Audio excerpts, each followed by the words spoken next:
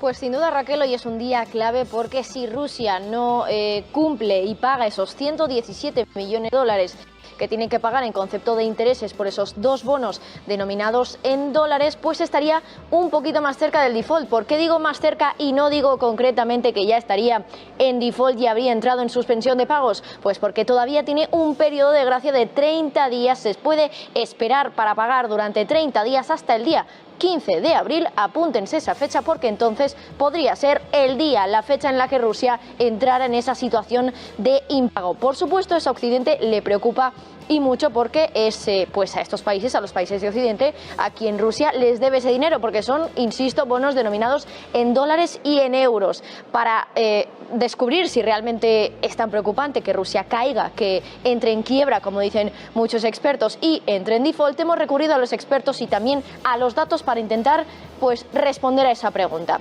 ¿Qué pregunta? Bueno, pues por ejemplo, una de ellas, la primera de ellas, ¿cuánta deuda tiene Rusia en manos extranjeras? Es decir, ¿cuántos inversores extranjeros tienen bonos rusos? Bueno, pues según datos que maneja Reuters y Bloomberg, esos bonos rusos internacionales denominados en dólares y en euros rondarían los 40.000 millones de dólares. Parece mucho, ¿verdad? Pero claro, hay que ponerlo en contexto. En España, ¿cuánta deuda tenemos en manos extranjeras? Pues casi 10 veces más, 493.000 millones de euros en este caso, es decir, más de 10 veces más de la deuda que tiene Rusia en manos extranjeras. Por tanto, primera cuestión, esa deuda rusa en manos de inversores de fuera no es tan elevada. Pero no solo eso, por ejemplo, Juan Ramón Caridad desde GAM nos decía que teniendo en cuenta las sanciones pues que ya está imponiendo Occidente sobre Rusia, todas las carteras que actualizan su valor diario, sí que es cierto que ya han registrado una caída del valor de en torno al 90%, nos decía,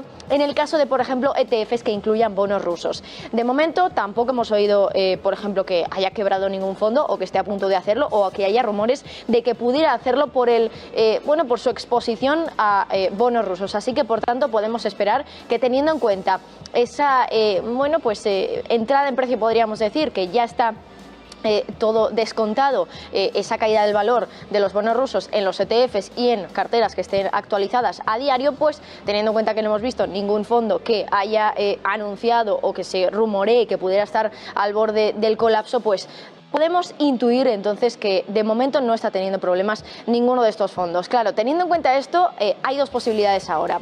Que Rusia no quiera pagar o que Rusia no pueda pagar. De momento, ¿qué es lo que dice Rusia?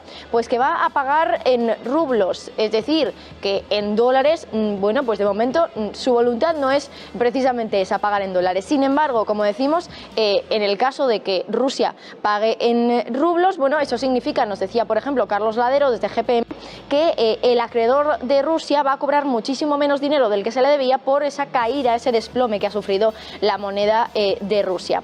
Claro, si este país, si el gigante ruso entra en default, tampoco sería la primera vez que lo hace ese propio país, ni la primera vez que ocurre de una forma similar después de tantas sanciones en la historia reciente con otros países. Hablo del caso de Venezuela, pero vamos a profundizar un poquito más en ello más adelante.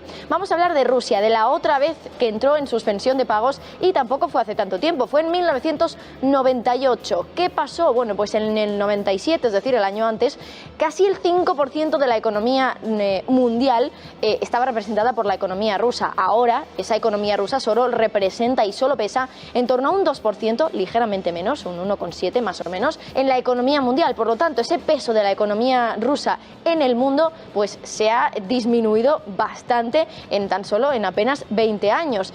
Claro, además de eso, según un gráfico del Banco Mundial que vamos a intentar ponerles para que ustedes lo vean directamente, la deuda pública rusa en 1998 era además del 140% del PIB del país, pero desde entonces Rusia ha aprendido la lección y ya no depende tanto de la deuda para financiarse. Lo pueden ver ustedes como ese gráfico ha caído bastante y ahora sus obligaciones suponen menos de un 20% de su economía. Claro, algunos también ahora pueden decir no es lo mismo tampoco, porque ahora un posible default de Rusia también hay que sumarle las sanciones que le está imponiendo Occidente, que nadie aparentemente quiere hacer negocios con Rusia, con lo que podemos deducir cómo va a subir Rusia a ese default y a esa bueno, lo que podemos entender pérdida de confianza de los inversores extranjeros que podrían ya no querer financiar a este país. Recuerden ustedes que Rusia también tiene un apalancamiento bastante reducido y que además hay un país que también fue muy sancionado en los últimos años y que también entró en default. Es el caso